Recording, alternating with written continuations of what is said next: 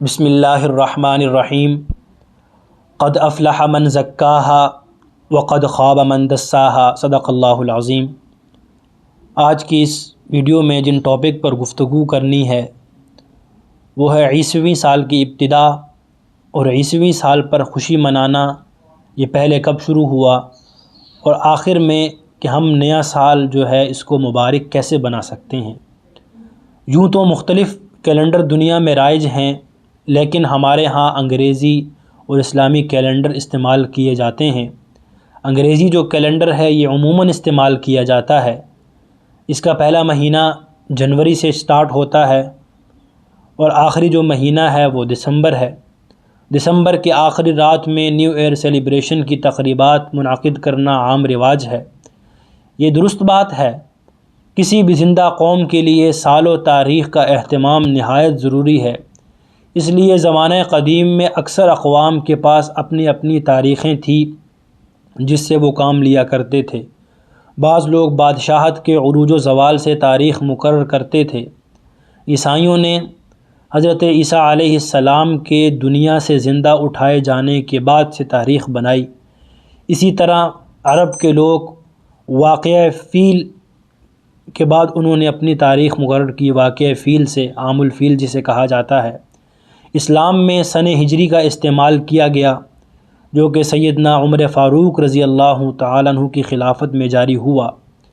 عیسویں سال کی ابتدا کے حوالے سے فرہنگ آصفیہ میں لفظ عیسوی کے تحت مرقوم ہے کہ وہ سن جو سیدنا عیسیٰ علیہ السلام کی ولادت کے زمانے سے شروع ہوا، مگر انگریزی تاریخ کے موافق ان کے دنیا سے اٹھائے جانے کے بعد یہ سال شروع ہوا۔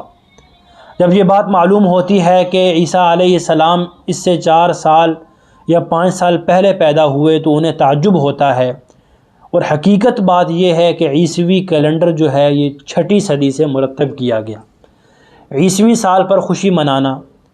نئے عیسوی سال کا جشن پہلی بار 1 جنوری 1600 عیسوی کو اسکاٹ لینڈ میں منایا گیا۔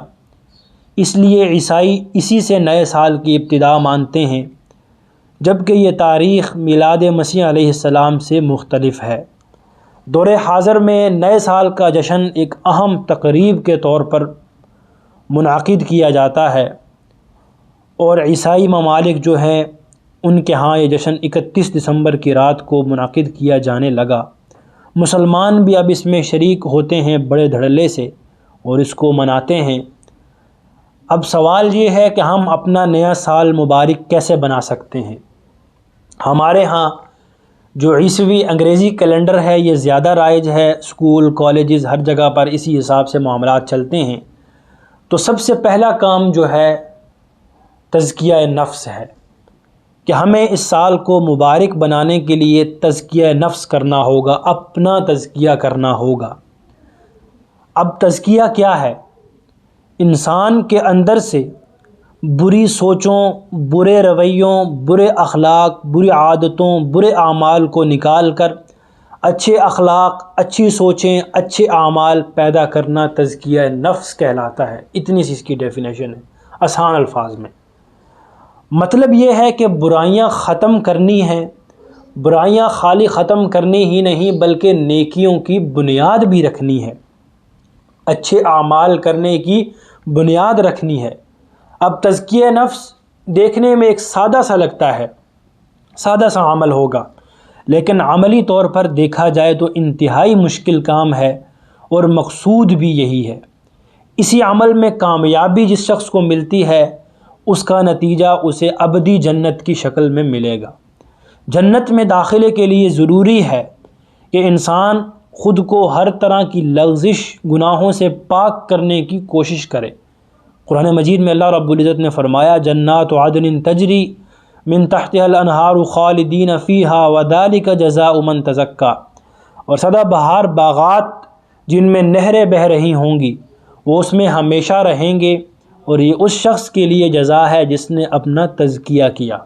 دوسرے مقام پر اللہ رب العزت نے فرمایا قد افلح من زکاہا وقد خاب من دساہا، یقیناً فلاح پا گیا وہ شخص جس نے اپنے نفس کا تزکیہ کیا اور وہ نامراد ہو گیا جس نے اپنے نفس کو آلودہ کیا۔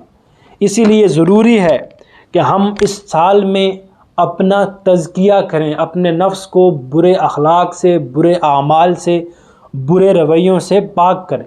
اور اس کے بعد بھی چند چیزیں ہیں جو ہم اس نئے سال میں کر کے اپنے سال کو مبارک بنا سکتے ہیں، بہتر بنا سکتے ہیں۔